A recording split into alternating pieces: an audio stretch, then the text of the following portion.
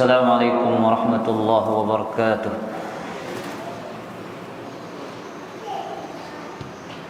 Innal hamdalillah nahmaduhu wa nasta'inuhu wa nastaghfiruh wa na'udzu billahi min shururi anfusina wa min sayyiati a'malina. Man yahdihillahu fala mudilla lahu wa man yudlil fala hadiya lahu. Ashhadu an la ilaha illallah wahdahu la syarika lah wa ashhadu anna Muhammadan abduhu wa rasuluh salawatullahi wa salamuhu wa barakatuhu alaihi. Yaqulullahu tabaraka wa ta'ala ya ayyuhalladzina amanu taqullaha haqqa tuqatih wa la tamutunna illa wa antum muslimun. يا أيها الناس اتقوا ربكم الذي خلقكم من نفس واحدة وخلق منها زوجها وبث منهما رجالا كثيرا ونساء واتقوا الله الذي تساءلون به والأرحام إن الله كان عليكم رقيبا. يا أيها الذين آمنوا اتقوا الله وقولوا قولا سديدا يصلح لكم أعمالكم ويغفر لكم ذنوبكم ومن يطع الله ورسوله فقد فاز فوزا عظيما. أما بعد فإن أصدق الحديث كتاب الله وخير الهدى هدى محمد صلى الله عليه وسلم شر الأمور محدثاتها وكل محدثة بدعة وكل بدعة ضلالة وكل ضلالة في النار. Kaum muslimin dan kaum muslimat rahimani wa rahimakumullah. Alhamdulillah, di musim rahmat ini Allah Azza wa Jalla kembali memberikan kita kesempatan dan keluangan waktu untuk duduk bermajelis kembali melanjutkan tema pembahasan kita pada pertemuan minggu yang lalu, yaitu menyikapi perbedaan di kalangan para ulama. Khawatal iman azani Allah wa iyyakum. Kita mulai kajian ini dengan membaca ucapan al-Imam Syafi'i rahimahullah. Beliau mengatakan al-ikhtilaf wajhan. Perselisihan itu ada dua macam. Perselisihan itu ada dua macam. Fama kana lillahi fihi nassu hukmin aw li rasulihi sunnatun aw lil muslimina fihi ijma'un lam yasa' ahadan min hadha wahidan an yukhalifahu. Yang pertama adalah apabila perselisihan tersebut ada dalilnya yang jelas dari Allah dan sunnah Rasul sallallahu alaihi wasallam, atau ijma' dari ulama kaum muslimin, maka tidak boleh bagi siapapun yang mengetahuinya untuk menyelisihinya. Ikhtilaf yang memang sudah ada dalilnya yang jelas dari Allah dan sunnah Rasul sallallahu alaihi wasallam, atau adanya ijma' dari ulama kaum muslimin, maka orang yang mengetahuinya tidak boleh menyelisihinya. Artinya khilaf yang di situ masing-masing pendapat itu memiliki dalil, sama-sama memiliki sandaran dan hujjah. Maka di sini sikap seorang muslim adalah dia mencari pendapat yang lebih kuat. Kalau dua perselisihan tersebut, dua pendapat tersebut bisa satu dengan yang lain, maka hendaknya dia berusaha untuk mengkompromikan maknanya. Namun jika tidak bisa, maka ia kembali kepada tarjih, menguatkan salah satu pendapat yang lebih dekat dengan kebenaran. Baik, yang kedua, wa ma lam yakun fihi min hadha wahidun kana li ahli al-ilmi al-ijtihad fihi. Adapun khilaf yang tidak ada dalilnya secara jelas, ya, tidak ada dalil secara jelas dari Al-Quran, tidak ada dalil secara jelas dari Sunnah, tidak ada dalil jelas dari ijma'. Kana li ahli al-ilm al-ijtihad fihi, maka para ulama berhak untuk berijtihad. Para ulama berhak untuk berijtihad. Bi talab asy-syubhati bi ahad hadhihi al-wujuh ats-tsalatsati, dengan mencari permasalahan yang menyerupai dari tiga perkara itu. Artinya dia berijtihad dengan sebuah pendapat, kira-kira mana yang lebih dekat dari tiga, lebih dekat kepada Al-Quran, lebih dekat kepada Sunnah, lebih dekat kepada ijma'. Jadi khilaf itu ikhwatal iman azzani Allah wa iyyakum. Kata Imam Syafi'i ini memang ada khilaf yang bersandarkan kepada dalil. Ya, maka di situ para penuntut ilmu, orang-orang yang berilmu berusaha menguatkan salah satu dari pendapat. Kalau memang tidak bisa dikompromikan. Ya. Kemudian yang kedua, ada khilaf yang memang tidak ada dalil secara jelas. Maka di sini para ahli ijtihad, para ulama yang berijtihad di dalamnya, dengan mencari, ya, pendapat yang mana yang lebih dekat kepada satu di antara tiga tersebut, dekat kepada dalil Al-Quran, dekat kepada Sunnah, atau dekat kepada ijma'. Taib. Kemudian ikhwatal iman azzani Allah wa iyyakum, pada pertemuan yang telah lalu kita menyebutkan sikap seorang penuntut ilmu. Sudah berapa disebutkan? Sudah dua, ya. Ya. Sudah dua sikap kita. Yang pertama apa tuh? Wajib bagi para penuntut ilmu untuk mencari kebenaran. Yang kedua, tidak ada seorang pun setelah Nabi SAW kebenaran selalu ikut bersamanya. Itu sikap kita. Sikap yang ketiga, ini pentingnya yang sekarang. Sikap yang ketiga, ketika berhadapan dengan perbedaan pendapat di kalangan para ulama, hendaknya seseorang berusaha mengikuti pendapat seorang ulama dengan mengetahui dalilnya dan cara berdalilnya semampunya.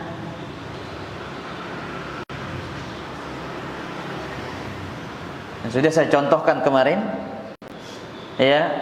Apa yang saya contohkan ikhwatal iman, ada yang masih ingat? Bagaimana ulama berdalil menggunakan suatu hadis dan bagaimana mereka berdalil? Ada yang masih ingat? Contoh apa yang kita contohkan? Hah? Apa? Iya. Contohnya adalah ketika turun sujud, ada khilaf di kalangan para ulama.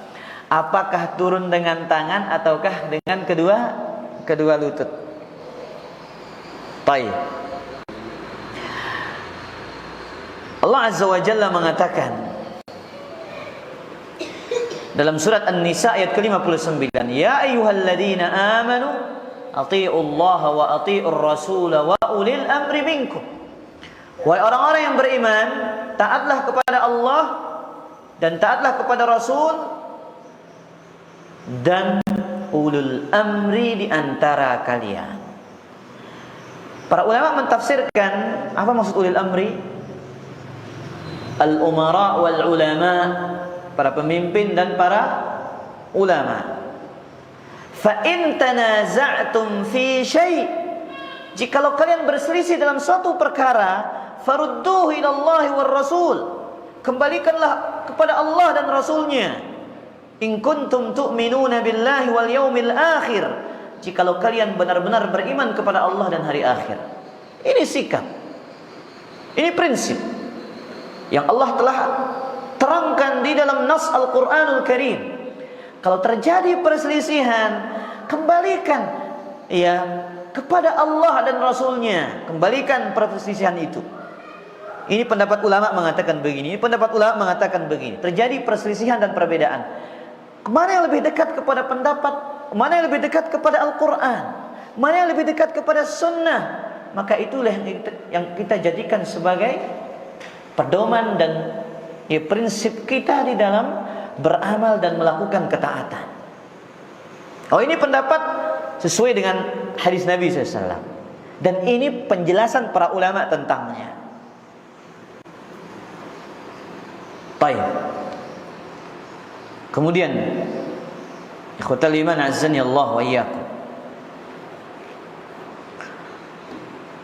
Sikap mengikuti pendapat para ulama dengan mengikuti dalilnya adalah ittiba.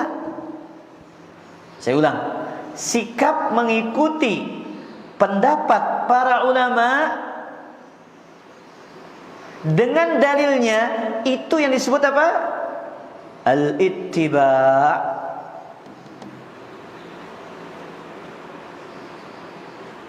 Berarti sikap mengikuti pendapat para ulama tanpa tahu dalilnya bukan disebut ittiba'.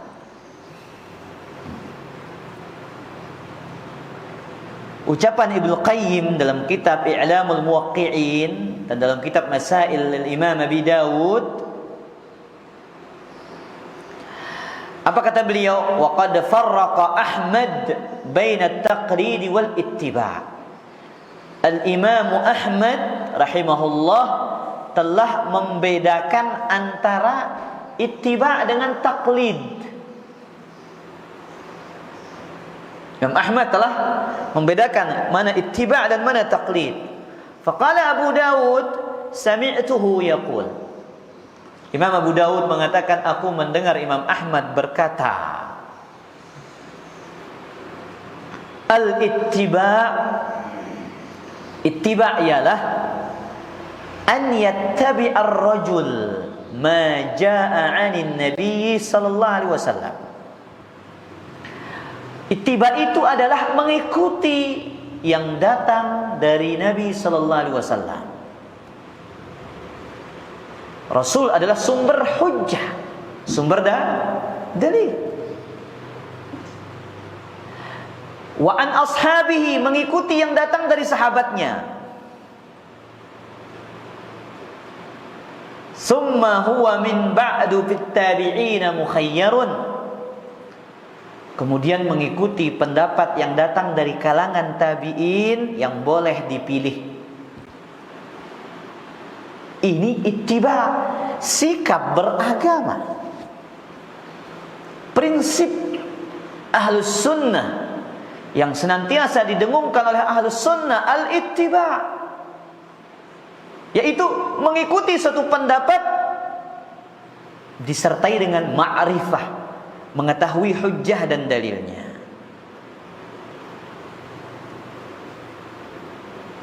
Adapun taklid, apa makna taklid? Au akhdhu qaulil mujtahid duna ma'rifatin li dalilihi. Adapun taklid, mengambil pendapat seorang ulama tanpa mengetahui dalilnya. Berarti kalau antum, pendapat Ustadz mengatakan begini, disebutkan dalilnya, tapi saya nggak hafal dalilnya. Berarti antum tahu dalilnya, berarti antum ittiba'. Ya. Tapi kalau antum dikatakan dalam masalah ini antum ikut pendapat ulama yang mana? Oh, ikut pendapat ulama yang ini.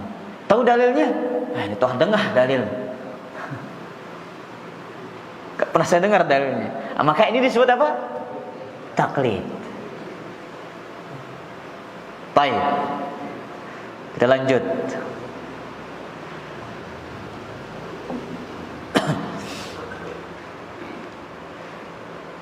Maka ittiba' adalah tingkatan antara ijtihad dan taklid. Dia tingkatan tengah-tengah. Ijtihad, ittiba', taklid. Derajat yang paling bawah itu adalah apa? Taklid. Sebagaimana disebutkan oleh Al-Imam Asy-Syanqiti rahimahullah dalam kitabnya Mudzakkirah fi Ushulil Fiqh, beliau menyebutkan ya, manusia itu ada yang tingkatannya mujtahid. Manusia itu ada tingkatannya muttabi'. Manusia itu ada tingkatannya muqallid. Ahli ijtihad, ya para ulama. Dan tidak semua ulama yang ahli ijtihad. Kemudian muttabi'. Nah, mudah-mudahan kita yang level 2 ini sudah. Kita berusaha untuk sampai kepada derajat yang kedua ini. Kemudian yang ketiga adalah apa? Muqallid. Inilah dia ya, milu bawang-bawang ini. Ngekor terus kemana-mana. Pokoknya ikut sudah. Ya akhirnya muqallid. Makanya seandainya kalau kita bukan ulama, dan memang demikianlah kita, maka jadilah orang awam yang berkualitas. Kalau saya dan antum bukan seorang ulama, jadilah seorang awam yang berkualitas. Siapakah orang awam yang berkualitas? Mereka yang senantiasa mengedepankan prinsip ittiba', mengikuti pendapat para ulama dengan dalilnya.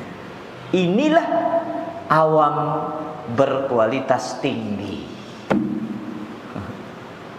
Jelas para jamaah? Jadilah orang awam berkualitas. Sebagaimana kata Ibnu Aun, diriwayatkan oleh Imam Ibnu Battah dalam kitabnya Al-Libanah. Apa kata beliau? Rahimallahu rajulan. Ini dia tentang orang awam berkualitas. Semoga Allah merahmati seseorang lazima hadzal athar, seorang yang berkomitmen, berpegang teguh dengan dalil. Semoga Allah merahmati orang yang komitmen dan berpegang teguh dengan apa? Dengan dalil. Ini kata Ibnu Aun.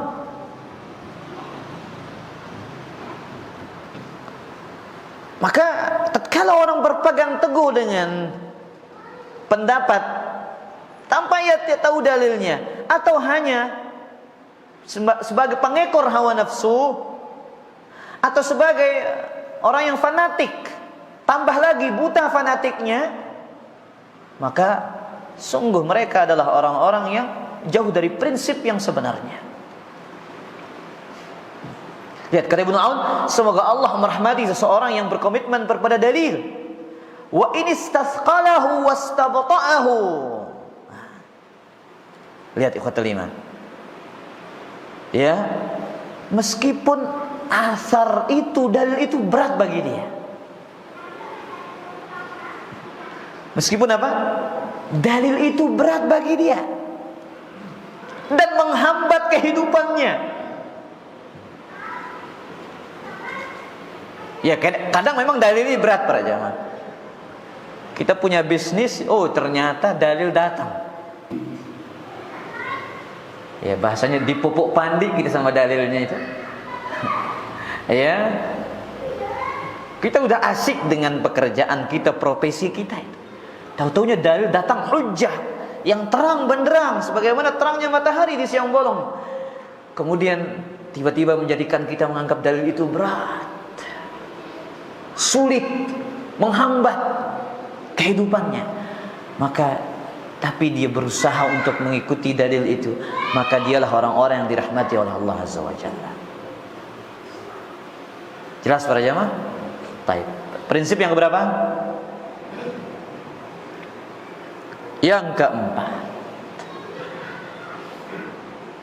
jangan berhujjah dengan khilaf. Jangan berhujjah dengan apa?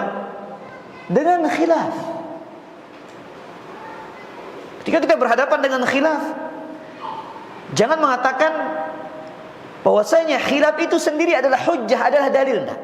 Tidak boleh kita menjadikan perbedaan pendapat di kalangan para ulama itu adalah dalil. Namun khilaf itu adalah suatu maklumah, suatu wawasan yang terkadang memang menjadikan kita untuk berlapang dada. Ada ilmu yang terkadang sampai kepada kita. Mungkin selama ini kita menyalahkan orang yang turun dengan lutut misalkan. Aduh, tidak kena ini. Oh, tidak benar orang yang turun dengan lutut itu. Dia belum tahu ilmunya. Mungkin kan dia belum tahu ilmunya. Tapi ketika dia tahu ada pendapat para ulama, oh iya, Ibnu Qayyim membela mati-matian pendapat itu. Syekh Muhammad bin Shalih Al-Utsaimin menguatkan pendapat, Syekh bin Baz juga. Kemudian pendapat yang lain mengatakan, dan itu yang saya jelaskan kemarin, turun dengan apa? Dengan tangan, dan itu lebih dekat kepada kebenaran, dan kita menghormati mereka yang turun dengan lutut. Tidak ada masalah mereka berpegang dengan itu. Nah, tapi kalau mereka mengatakan yang turun dengan tangan itu salah. Kenapa? Saya tetap pegang pendapat Syekh Muhammad bin Shalih Al-Utsaimin. Ini juga khilaf, antum harus paham khilaf. Sehingga seolah-olah dia berhujjah dengan khilaf. Apalagi dia berhujjah dengan khilaf untuk membela kesyirikan, untuk membela bid'ah. Khilaf ini semeton. Ya, ini khilaf, semua sedikit-sedikit khilaf. Masalah riba, khilaf juga Ustaz. Semua dikhilafkan. Makanya ikhwatal iman, para ulama mengatakan aqwalul ulama yustadallu laha wa la yustadallu biha. Pegang nih prinsip nih. Pendapat para ulama digunakan untuk menyokong, menguatkan dalil, bukan untuk dijadikan sebagai dalil. Apa Bu Mikdad?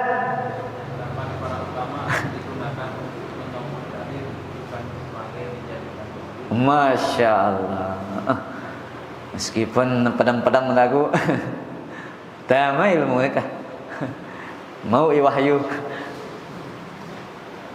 Baik. Prinsip yang keberapa? Yang kelima. Setelah kita melihat dalil dan pendalilan para ulama, kita udah tahu dalilnya nih. Ini penjelasan ustadznya, iya kan? Ini dua ustadz berbeda nih, ada dua ulama berbeda dalam satu masalah, dalam satu pembahasan. Antum lihat dalil ustadznya. Kemudian bagaimana ustadz itu berdalil? Antum lihat, setelah melihat dalil dan pendalilan para ulama, maka ia berusaha untuk mentarjih sesuai dengan kemampuannya. Oh, saya lebih condong pendapat ulama ini, kenapa? Dalilnya lebih kuat. Ini sisi pendalilannya.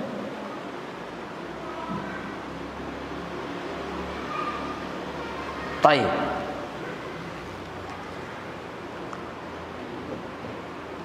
Yang kedua, tadi kan dia berusaha mentarjih, menguatkan. Nah, jikalau dia tidak mampu menguatkan, ini poin pentingnya. Ustaz, bagaimana saya mau menguatkan? Saya bingung. Pilihlah pendapat para ulama yang paling berilmu, paling bertakwa, paling wara' dalam agamanya. Atau mungkin lihat dari sisi apa? Keseniorannya. Karena dalam asar-asar yang sahih disebutkan al-barakatu ma'al akabir, keberkahan bersama para senior, para ulama senior. Jelas prinsip yang kelima ini? Berarti penuntut ilmu udah sampai kepada dia dalil ulama, bagaimana dia menjelaskan dalil itu. Kalau dia mampu untuk dia kuatkan salah satu pendapat, dia kuatkan. Tapi kalau memang nggak mampu, maka dia pilih pendapat para ulama yang paling berilmu, paling bertakwa, paling wara', kemudian atau yang paling senior. Taib. Makanya seorang boleh mencukupkan diri dengan bertanya dan meminta fatwa kepada orang-orang yang paling berilmu, paling wara', yang orang paling bertakwa. Cukup dengan fatwanya sudah cukup. Sebagaimana disebutkan oleh Imam Syatibi rahimahullahu taala. Baik, saya bacakan juga ucapan Imam Al-Khatib Al-Baghdadi. Jadi, ikhwatal iman azani Allah wa iyyakum, antum perhatikan ucapan ini. Beliau mengatakan, fa in qala qa'il fa kaifa taqulu fil mustafti min al-'ammah idza aftahu ar-rajulan wa ikhtalafa fa hal lahu at-taqlid?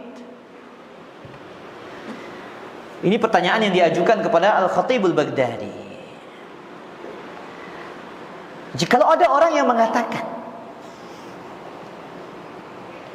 seseorang yang bertanya kepada ahli ilmu meminta fatwa. Yang bertanya ini orang awam, kemudian dia diberikan fatwa oleh dua ulama dan mereka berbeda pendapat. Apakah boleh dia bertaklid? Nah, ini pertanyaannya.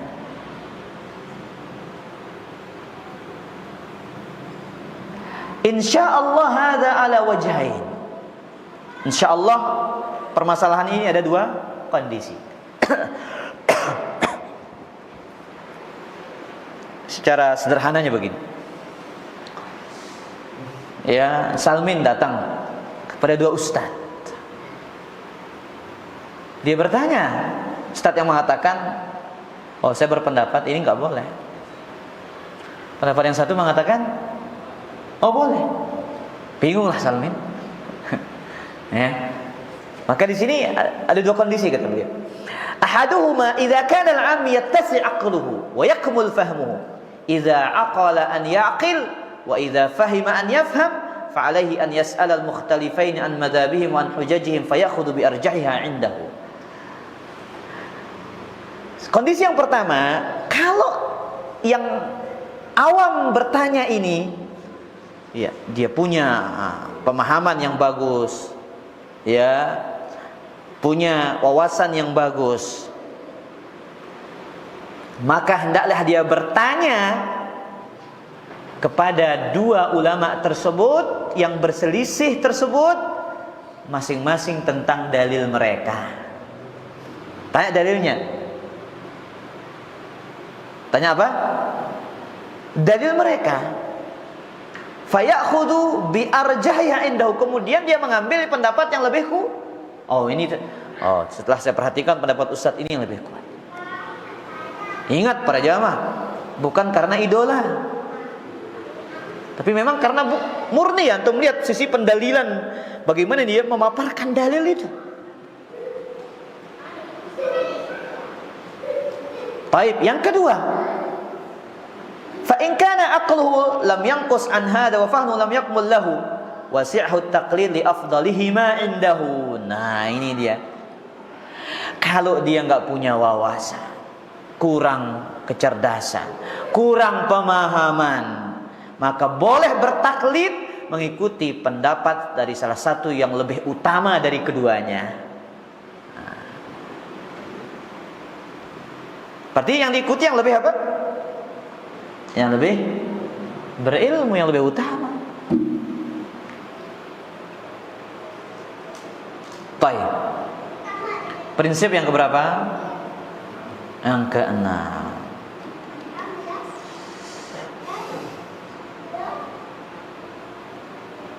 Ini poin yang sangat penting, ikhwatal iman. Haram hukumnya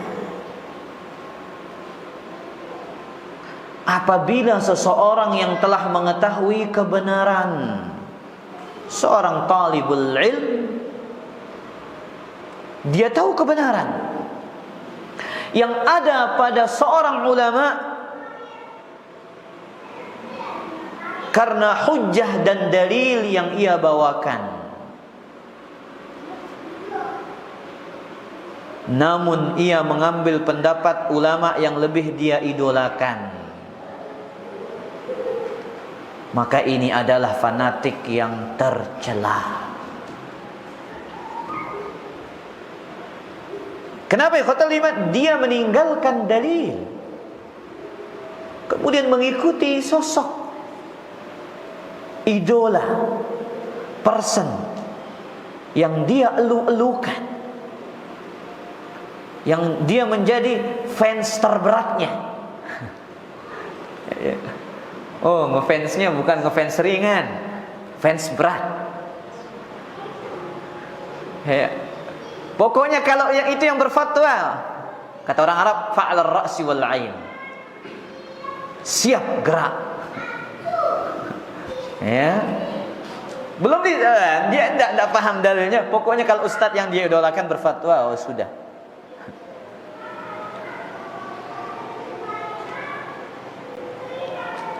Kemudian juga ikhwatal iman, ya, ketika para ustadz, para ulama berbeda pendapat, maka dua-duanya adalah orang-orang yang tidak maksum. Ingat ini, dua-duanya adalah manusia yang tidak pernah maksum. Sehingga ketika kita meninggalkan suatu kebenaran karena orang yang tidak maksum, maka sejatinya kita lebih memilih yang tidak maksum daripada yang maksum. Siapa? Rasulullah sallallahu alaihi wasallam. Makanya Allah terangkan prinsip ini dalam surat Al-Ahzab ayat ke-36. Wa ma kana lil mu'minin wala mu'minatin idza qadallahu wa rasuluhu amran ay yakuna lahumul khiyaratu min anfusihim wa may ya'sillaha wa rasulahu faqad dhalla dhalalan mubina. Wa ma kana lil mu'minin wala mu'minatin, tidak pantas bagi laki-laki beriman dan wanita beriman jika Allah dan Rasulnya telah memutuskan suatu perkara, ay yakuna lahumul khiyaratu min amrihim, mereka punya pilihan dari diri mereka sendiri. Mereka punya pilihan dari diri mereka sendiri. Barang siapa yang berbuat maksiat kepada Allah dan Rasulnya, mereka lah orang-orang yang tersesat dengan kesesatan yang nyata.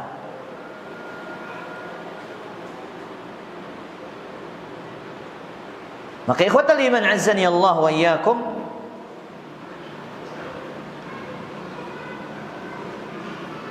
ketika terjadi khilaf di kalangan para ulama,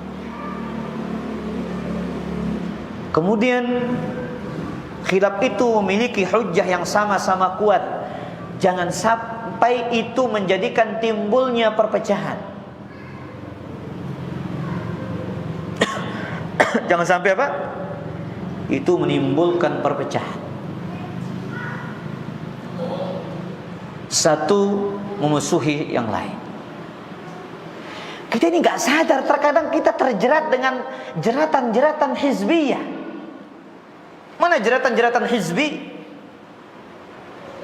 Kita membangun loyalitas kepada person-person tertentu. Apa bedanya kita dengan mereka yang membangun loyalitas terhadap organisasi dan yang lainnya? Dakwah salafiyah, dakwah sunnah ini ikhwatul iman, mereka membangun loyalitas di atas Al-Quran dan sunnah, di atas iman, di atas aqidah, di atas manhaj, bukan di atas person. Kalau kita membangun loyalitas di atas person, ya, yang ngaji sama ini memusuhi yang ngaji sama yang itu, yang ngaji yang sama ini akan dimusuhi oleh yang ngaji yang sama yang sana, Anda telah terjerat dengan jeratan hizbiyah.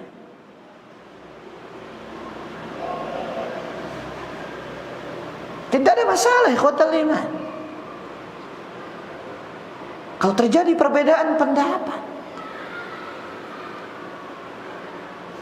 Imam Ahmad dan Imam Syafi'i berbeda pendapat apa tidak? Iya. Tapi Imam Ahmad selalu menyanjung Imam Syafi'i. Imam Syafi'i selalu menyanjung Imam Ahmad.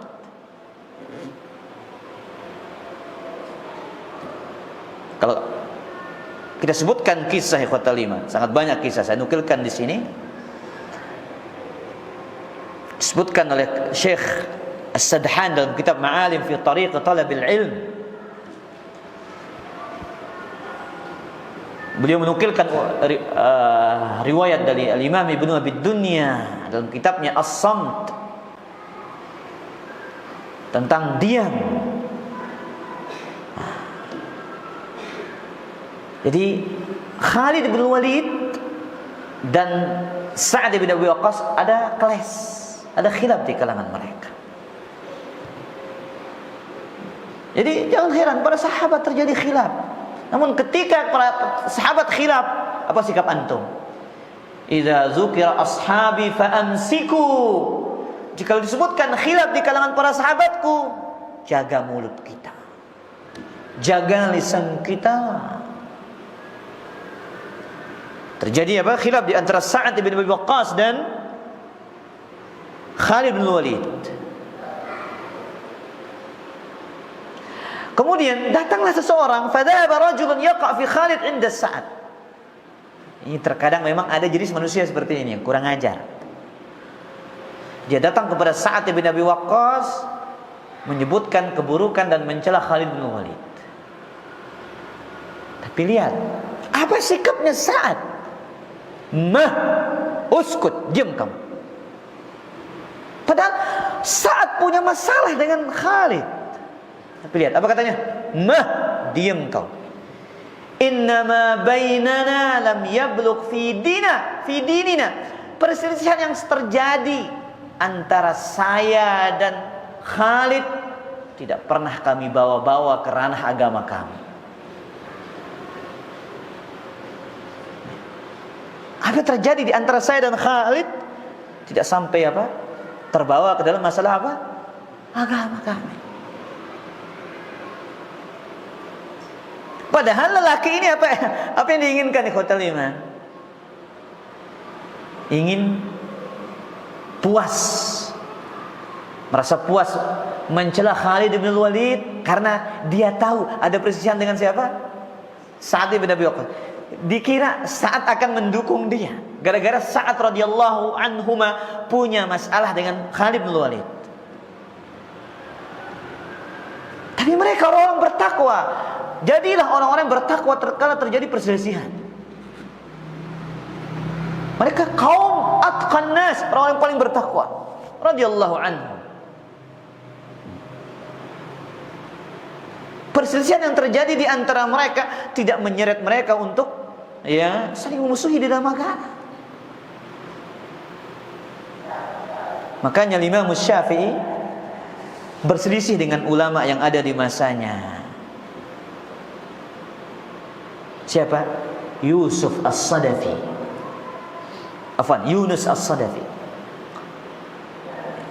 Ya.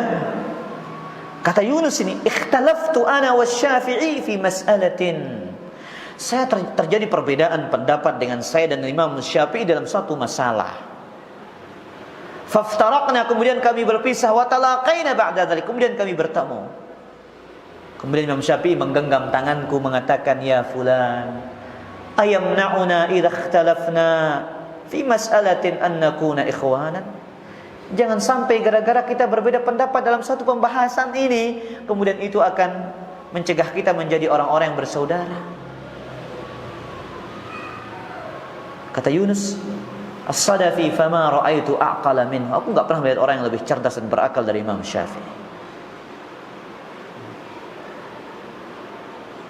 Nah, ini dia kata Imam, sikap yang benar, sikap yang diajarkan oleh para salaf kita.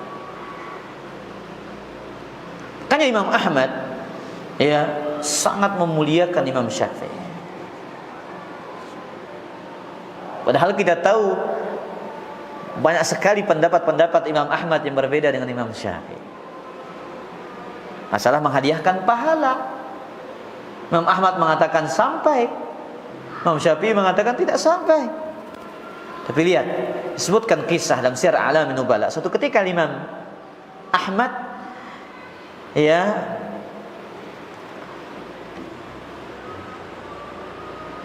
mengunjungi salah seorang ulama.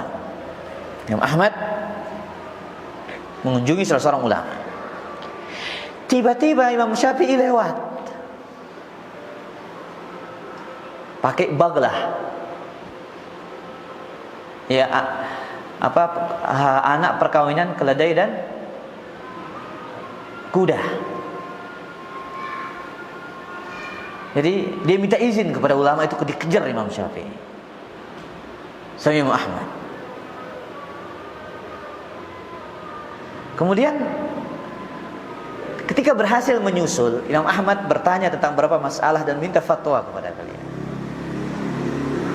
Antum bayangkan, lihat Imam Syafi'i berjalan, dikejar, minta beberapa masalah fatwa kepada Imam Syafi'i. Akhirnya setelah selesai, balik lagi kepada ulama yang tadi duduk bersamanya. Imam ini takjub dengan sikap Imam Ahmad, sampai mengatakan, "Ila mata ya Aba Abdillah?" Sampai kapan wahai Abu Abdillah? Da'amka ya Abu Abdillah. Udah tinggalin Imam Syafi'i, engkau ini udah alim, gak perlu kau imam kepada Imam Syafi'i lagi. Lihat, ini bahasa orang ini mengatakan, tinggalkan Imam Syafi'i. Kau sudah cukup alim, sampai kapan kau bertanya kepada dia?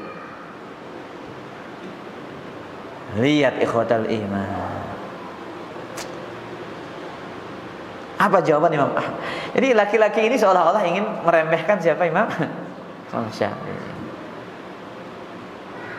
Lihat ikhwatal iman, ini sikap sesama para ulama itu. Kalau ada orang merendahkan ulama dengan ulama yang lain, dia saling membela. Ini seharusnya sikap yang ditanamkan oleh para dai. Imam Ahmad menjawab dengan hati yang bertakwa dan hati yang wara. Idza aradtal fiqh falzam dzambal baghlah. Jika engkau ingin mencari ilmu fikih, engkau harus terus berada di belakang ekornya, di belakang ekor baglahnya Imam Syafi'i. Jika engkau ingin ilmu fikih, selalu apa? Berada di belakang ekor baglahnya Imam Syafi'i. Udah azan ini? Hah? Udah apa belum? Subhanallah. Tinggal berapa? Tinggal 3 menit ini.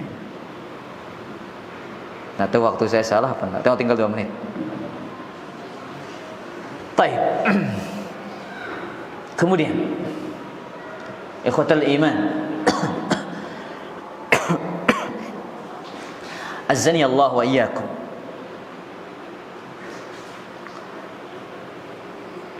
Kisah yang lain, kisah Al-Farra rahimahullahu ta'ala, salah satu a'immatul qurra. Yaqulu Salama, inni la a'jabu min al-Farra kaifa yu'azzimu al-Kisa'i wa huwa a'zamu wa akbaru minhu ilman wa sinna. Al-Farra, bagaimana dia mengagungkan Al-Kisa'i, a'immatul qurra. Padahal Al-Farra ini jauh lebih lebih tua usianya dan lebih berilmu. Al-Farra ini lebih berilmu daripada Al-Kisa'i. Tapi bagaimana dia begitu memuliakan siapa? Al-Imam Al-Kisa'i. Bahkan disebutkan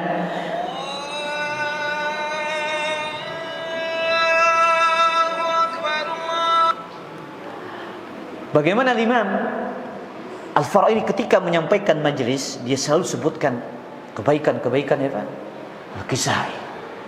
Inilah Imam Al-Kisa'i, inilah keutamaannya, inilah kebaikannya.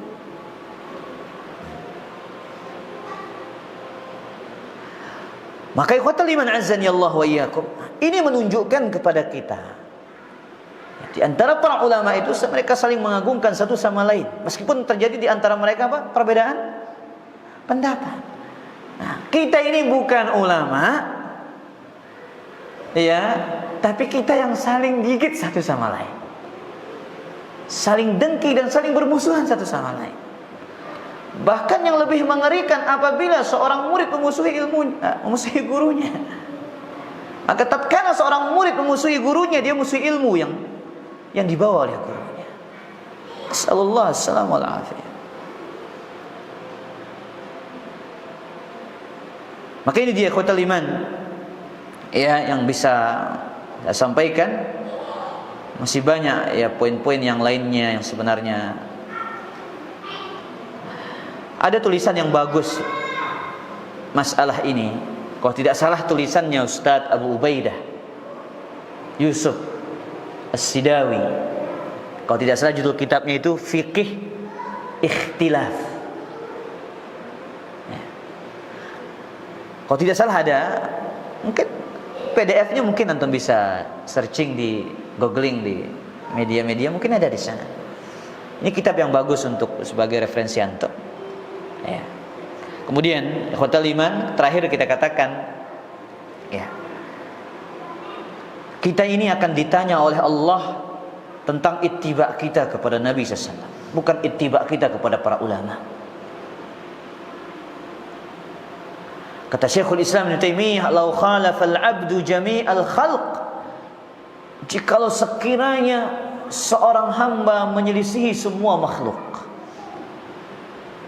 wattaba'ar rasul, dan dia mengikuti Rasul.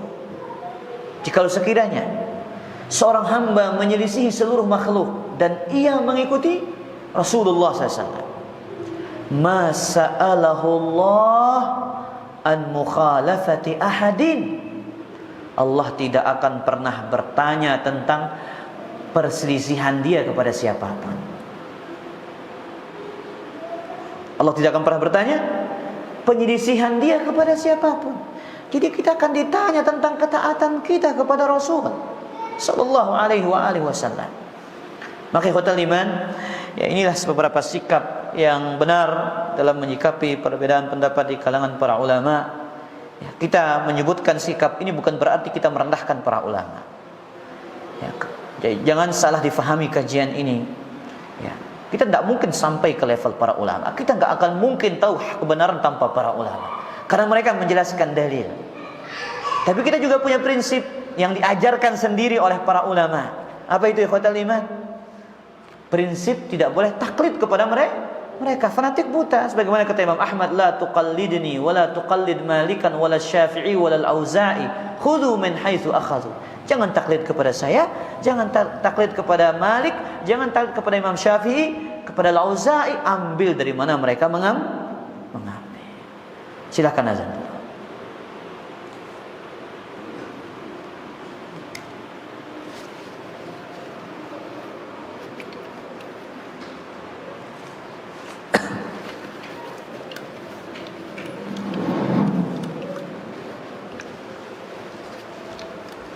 Allahu Akbar, Allahu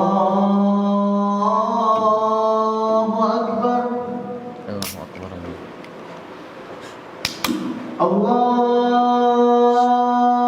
Allahu Akbar, Allahu Akbar. Allah. Asyhadu an la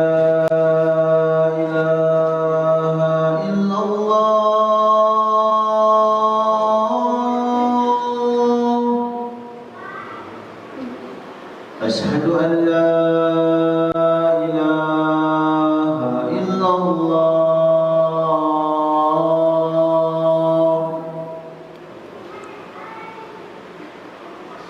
أشهد أن محمدا رسول الله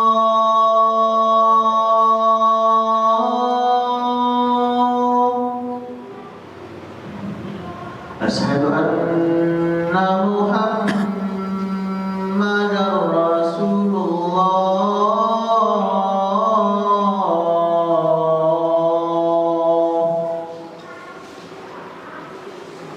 حي على الصلاة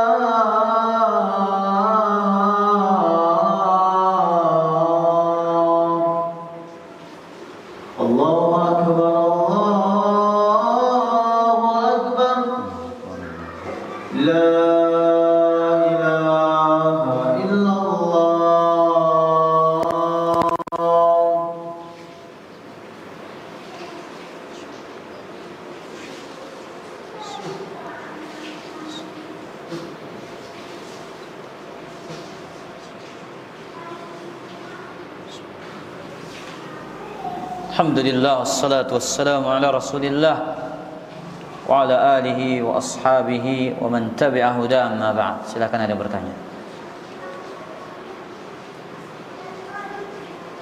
Kita mulai dari samping ashabul yamin dulu. Syam. Bagaimana membedakan perbedaan pendapat yang sifatnya kita disuruh pilih antara satu pendapat atau yang sifatnya variasi? Ini pertanyaan yang bagus, Ikhwatal Iman. Bagaimana cara kita mengetahui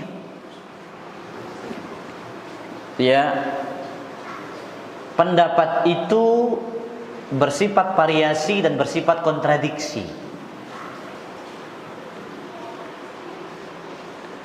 Kunci dan pintunya adalah ilmu tentunya pertama. Dengan ilmu. Contoh ketika para ulama menjelaskan apa?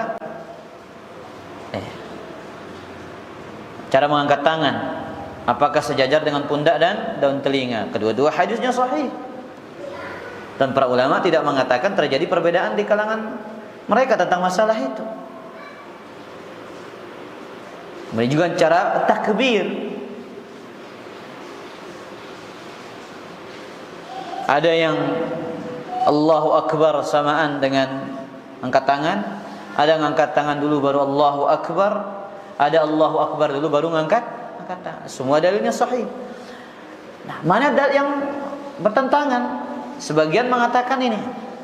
Ada yang ketika bangkit dengan apa? Menggenggam, ada dengan apa? Bertumpuk. Sebagian mengatakan itu hadisnya lemah yang menggenggam itu. Tapi pendapat yang lebih kuat sebagaimana dipaparkan oleh Imam Albani 4 halaman. Dipaparkan pembahasan itu membantah orang-orang yang melemahkan hadithul ajn itu. Dan guru saya salah seorang ulama dari Indonesia, dari Semarang, Syekh Anis Tahir di Fakultas Hadis, mengatakan kedua-duanya hadisnya sahih. Kedua-duanya hadisnya sahih. Maka mereka yang mengatakan melemahkan otomatis itu perbedaan pendapat apa tidak?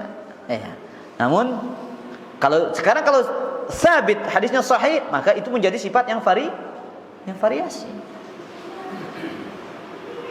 Baik. Kemudian Khotal Iman azzani Allah wa iyyakum, yang variatif itu diselang-selingkan untuk diamalkan. Tapi kalau perbedaan pendapat di kalangan para ulama yang bersifat kontradiktif, antum harus punya pegangan mana pendapat yang lebih kuat, itu yang antum amalkan. Sebagaimana penjelasan guru kami Syekh Sulaiman Ar-Ruhaili, seorang penuntut ilmu itu dia mengamalkan pendapat yang rajih, yang kuat. Wallahu taala a'lam wa a'lam.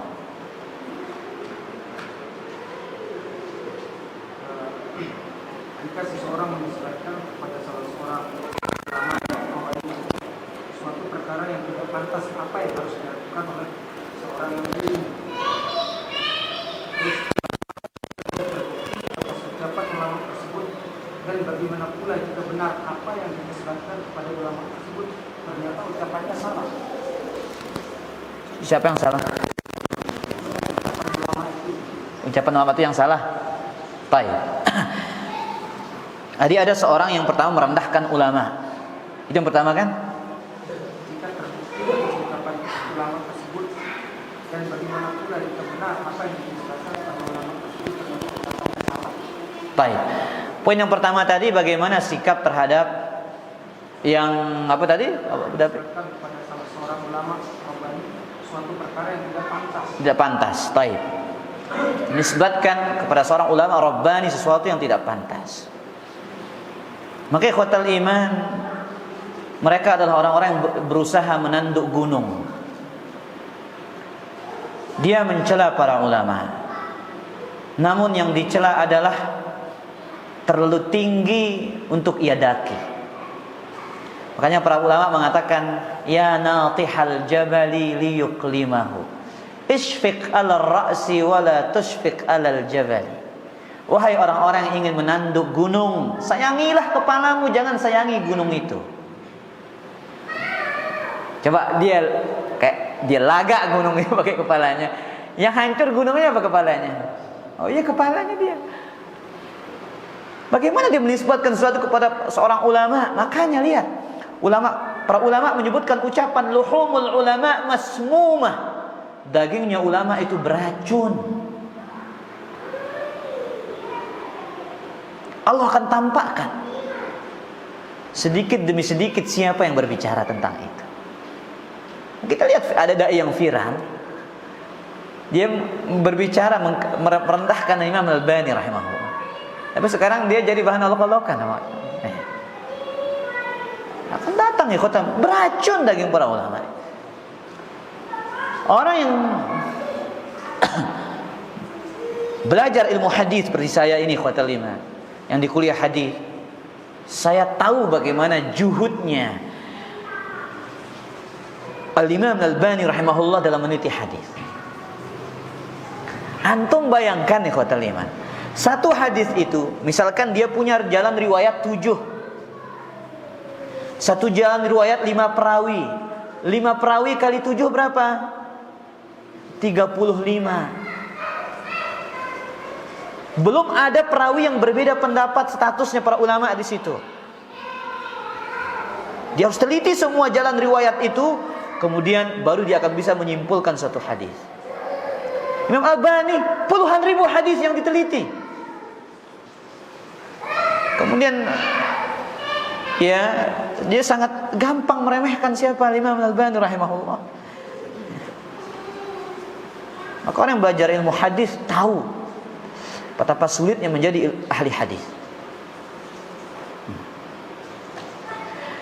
Jadi ilmu hadis itu, kalau ingin jadi ahli hadis itu dia harus paham ilmu jarh wa ta'dil. Ilmu jarh wa ta'dil itu jadi segini tebal kitabnya, Pak. Itu kaidah yang antum harus hafal mati kalau antum ingin jadi ahli hadis. Kemudian ada namanya ilmu mustalahul hadis yang kita pelajari selama 6 semester itu. 2 jilid, bahkan ada 1000 bait khusus ilmu mustalah, Alfiyatul Iraqi, yang disyarah oleh Imam As-Sakhawi, sekitar 7 atau 8 jilid itu ilmu mustalah itu. Harus dia kuasai itu.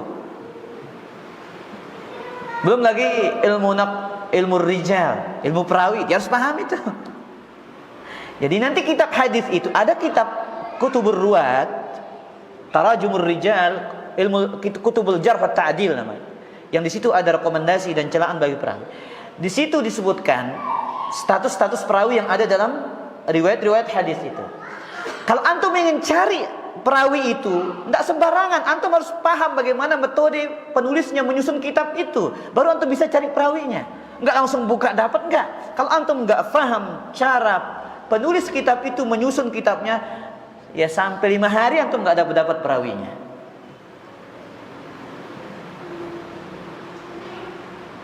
Makanya cocok kata Syu'bah al-Hajjaj, man talabal hadits aflas. Yang menuntut hadis, yang mencari ilmu hadis itu pasti akan bangkrut.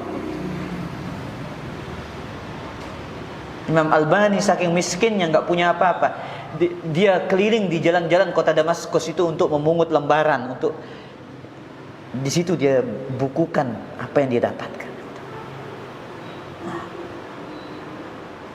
Terus datang orang belakangan, siapa Albani kan? Inna lillahi wa inna ilaihi raji'un. Nas'alullah salam wal afiyah. Nah, kemudian yang kedua, bagaimana sikapnya apabila ternyata yang dinisbatkan kepada para ulama itu benar, dia salah ulama? Ya kita hormati. Manusia ulama enggak ada yang maksum. Sudah Anda katakan sama antum, kisah Abu Bakar dan Umar berselisih apa tidak? Manusia terbaik setelah Nabi berselisih. Enggak ada yang sempurna ilmunya. Manusia ini enggak ada yang sempurna ilmu mereka, apalagi kelas-kelas kami di belakangannya. Enggak ada para ulama dan para ustaz yang sempurna ilmunya. Enggak ada yang maksum ya kata dia. Tapi ketika mereka salah, antum akan mereka dan menghormati mereka.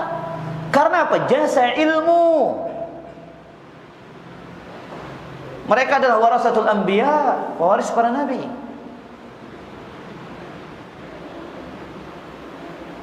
Ilmu yang mereka ajarkan tak sanggup dibeli dengan apa-apa, ikhwatal iman. Ilmu ini, demi Allah, kalau ilmu ini bisa dibeli dengan harta, orang kaya yang paling berilmu. Ilmu ini nggak bisa dibeli dengan harta. Memang untuk mencari ilmu butuh harta, namun nggak bisa dibeli dengan harta. Tapi ilmu itu diraih dengan keikhlasan, kesabaran, kekuatan. Kemudian adab yang baik. Dengan itu mereka mendapatkan ilmu itu. Mereka para penuntut ilmu, mereka jadi ulama karena mereka beradab. Untuk lihat bagaimana adabnya Imam Ahmad kepada Imam Syafi'i. Mereka menjadi mulia karena mereka muliakan guru-guru mereka. Lihat ikhwatal iman, Ustaz kita yang paling senior, Ustaz Abdul Hakim dan Ustaz Yazid hafizahullah. Saya ingat dari saya kecil dulu, saya masih SD, saya ingat itu. Kita baru masuk SD kalau nggak salah. Saya ceramah beliau dulu, masih kecil, dibawa sama bapak ikut kajian. Ya, sampai sekarang ya ikhwatal iman, subhanallah. Sampai sekarang beliau berdakwah, gigih, semangat, hafizahullah ta'ala wa ra'asah, Allah tetap menjaga beliau. Tapi ada orang-orang yang menuntut ilmu tidak beradab. Lihat apa sikap mereka kepada Ustaz Yasin. Sesuatu yang tidak baik dinisbatkan kepada beliau dan yang lainnya, gara-gara mengidolai seorang ustaz. Tapi ustaz-ustaz kita ini gak ada yang maksum, setinggi apapun ilmu mereka tidak ada yang maksum. Mereka salah, ya hormati. Makanya sering saya nukilkan untuk ucapan Imam Nawawi itu, para salaf dulu kalau mereka pergi keluar untuk ilmu, mereka bersedekah untuk guru mereka, kemudian berdoa, Allahumma astur aiba syaikhi anni wa la tuzhib barakata ilmihi minni. Wahai Allah, tutuplah kesalahan guruku, kekurangan guruku, aib guruku, ya, dari diriku, dan jangan kau hilangkan keberkahan ilmunya dariku. Maka ikhwatal iman, orang-orang yang tidak memuliakan guru-guru mereka dan para ulama, maka sejati mereka tidak pernah memuliakan ilmu. Yang tidak memuliakan ilmu tidak akan pernah meraih ilmu. Mereka tidak akan pernah mendapatkan ilmu itu, meskipun mereka mengaku diri mereka orang-orang berilmu. Sallallahu alaihi wasallam. Di sini ada pertanyaan.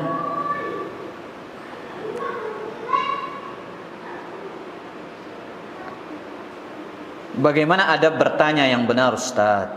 Karena sebagian para penuntut ilmu bertanya dengan memindah-mindah pertanyaan dari satu ustadz ke ustadz yang lainnya.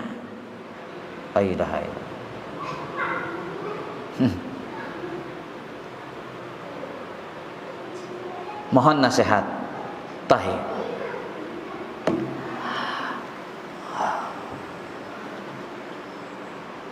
Di antara adab dalam menuntut ilmu itu husnun niyah, niat yang baik. Apabila niatnya baik,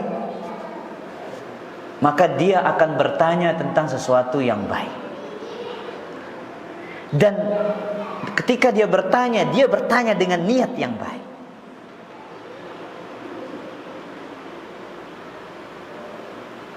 Makanya Abdullah bin Abbas mengatakan, tidak ada orang-orang yang lebih baik daripada sahabat Nabi SAW.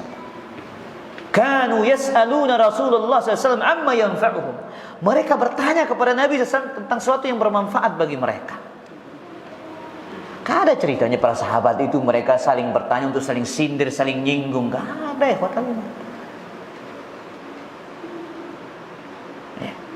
Tapi kita sekarang bertanya untuk satu pertanyaan dipindah ke beberapa orang ustadz untuk mencari mana yang sesuai dengan hawa nafsunya dia. Kata Kata Syekh Muqbil, ini sifatnya orang-orang Yahud. Apa kata Syekh Muqbil? Wa minan nas man yastafti ahlal ilm. Di antara manusia ini ada yang mencari fatwa kepada orang-orang berilmu. Fa in kanatil fatwa tuwafiqu hawahu qabilaha. Jikalau fatwa itu sesuai dengan hawa nafsunya, dia diterima. Wa illa a'rada anha, kalau enggak sesuai dia berpaling. Kata beliau, wa hadhihi sifatun min sifatil yahud. Ini sifat di antara sifatnya orang-orang Yahud. As'alullah salamah. Maka bertanya dengan pertanyaan yang baik, dengan niat yang baik. Maka kita sebagai penuntut ilmu ini, para ikhwatul iman, banyak gagal dalam perjalanan kita meniti ilmu ini. Kenapa? Di samping belajar ilmu, namun juga nggak belajar adab.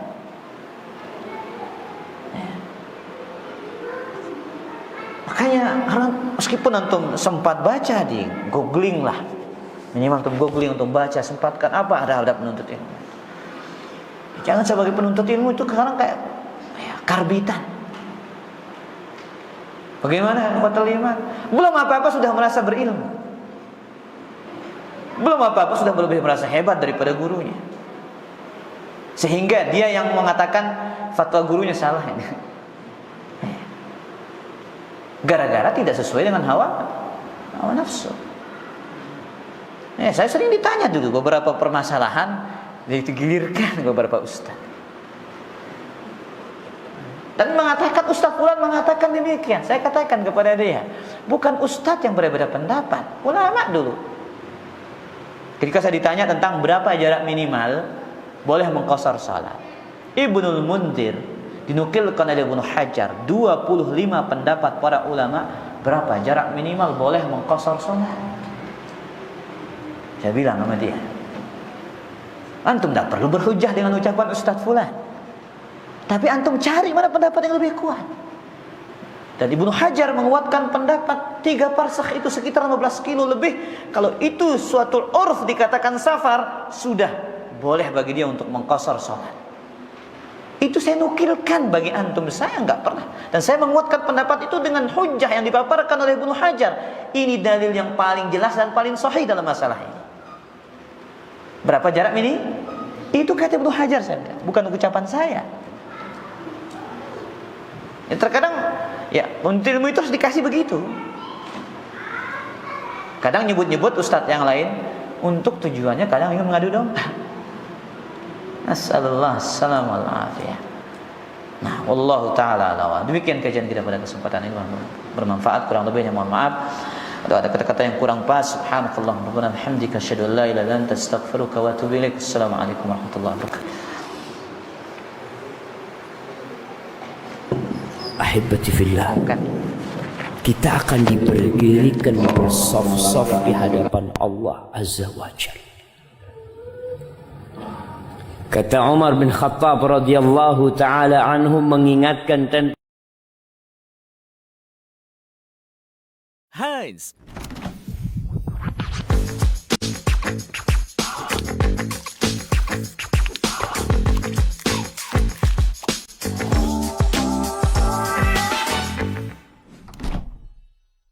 Minimal nggak usah komen-komen yang melambangkan intoleran. Minimal selamatin dakwah kita deh gitu. Mbok ya jangan ketika ada fulan yang ente benci diserang. Ya ngundang si sesat nih. Karena ada sebagian teman-teman kita di dalam memvonis orang lain itu serampangan.